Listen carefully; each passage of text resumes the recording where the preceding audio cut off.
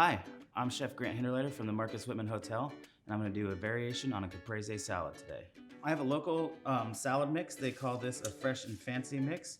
There's about 32 different varieties of lettuce in here. They plant it every week, and it's from Hayshaker Farms right here in Walla Walla. To dress the salad, I'm just going to use a really simple extra virgin olive oil. And then we're going to season it with some kosher salt, some fresh cracked pepper, and a little bit of pink peppercorn. We're gonna be highlighting some beautiful tomatoes from Frog Hollow Farms today. Heirloom tomatoes come in all kinds of different shapes and sizes. Don't let their shape fool you.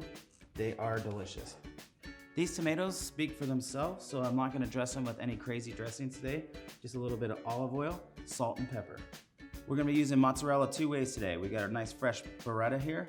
It has a nice fresh curd on the inside and the mozzarella on the outside. It's egg-shaped. And then I whipped a little bit of it in a food processor to use as a garnish. So I just took a little bit of baguette and toasted it simply in the oven with a little bit of butter. And then we're gonna take that whipped mozzarella. We're gonna spread that on our crostini.